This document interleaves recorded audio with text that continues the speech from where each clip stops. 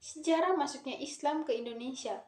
Indonesia merupakan negara penganut agama Islam terbesar di dunia karena hampir 87% penduduk Indonesia adalah pemeluk agama Islam. Hal ini dikarenakan penyebaran yang cukup aktif adalah dari Pulau Sumatera hingga Sulawesi dan Maluku. Hal tersebut terjadi sejak ratusan tahun yang lalu dan puncak penyebaran agama Islam terjadi pada masa Wali Songo. Hal tersebut terjadi sejak ratusan tahun yang lalu dan puncak penyebaran agama Islam terjadi pada masa Wali Songo. Sebagai negara muslim terbesar di dunia, Indonesia memiliki sejarah panjang tentang bagaimana agama Islam masuk ke Indonesia.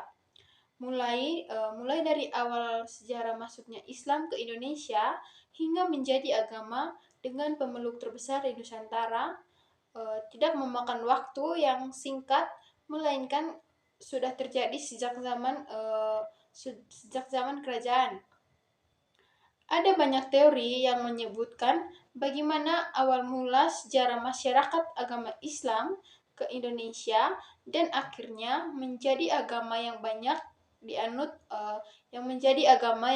dianut oleh sebagian besar masyarakat di Nusantara pada kala itu. Teori-teori tersebut juga memiliki bukti sehingga dipercaya sejarah masuknya agama Islam ke Indonesia sesuai dengan teori-teori yang ada.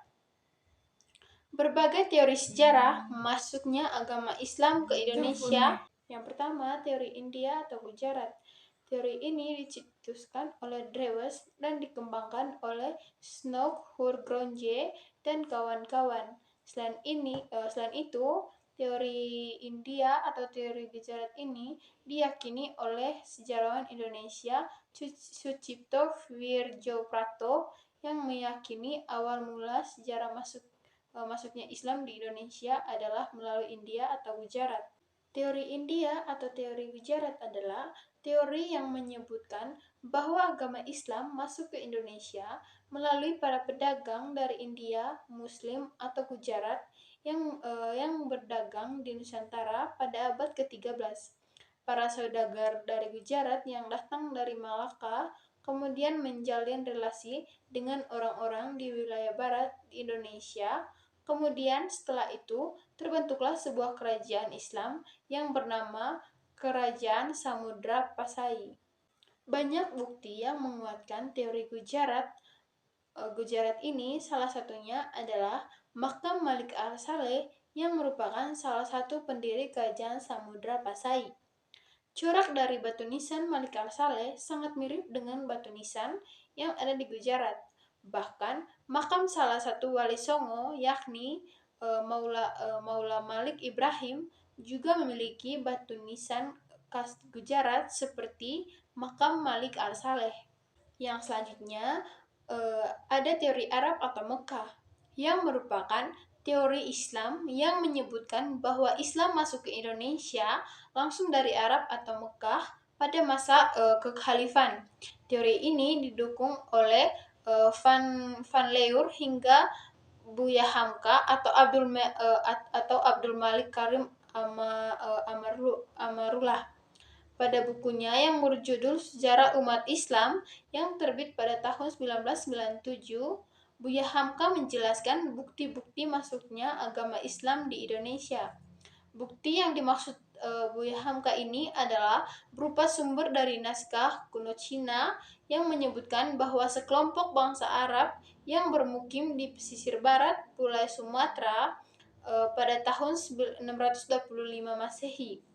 Selain itu, di kawasan tersebut yang pada saat itu merupakan kekuasaan Kerajaan Sriwijaya juga ditemukan batu nisan yang bertuliskan nama Syekh Ruhudin yang wafat pada tahun 672 Masehi. Yang ketiga, teori Persia atau Iran.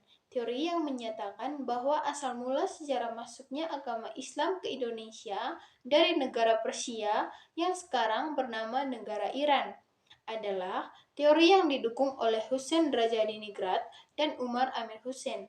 Drajadiningrat berpendapat jika teori Persia ini selaras dengan asal mula masuknya Islam ke Indonesia. Hal ini dikarenakan menurut Drajadiningrat, kebudayaan Islam di Nusantara memiliki banyak kesamaan dengan kebudayaan Islam di Persia. Salah satu contoh kebudayaan Islam di Nusantara yang mirip dengan kebudayaan Islam di Persia adalah kaligrafi yang di makam batu nisan di Nusantara. Ada pula beberapa ritual keagamaan seperti tabot di daerah Bengkulu dan tabok di daerah Sumatera Barat yang hampir sama persis dengan ritual keagamaan di Persia yang diadakan setiap tanggal 10 bulan Muharram. Akan tetapi, seperti yang kita ketahui teman-teman, aliran Islam di Persia merupakan aliran Islam Syiah, sedangkan aliran Islam yang berkembang di Indonesia adalah aliran Sunni. Sehingga teori Persia ini dianggap kurang relevan teman-teman dengan fakta yang ada.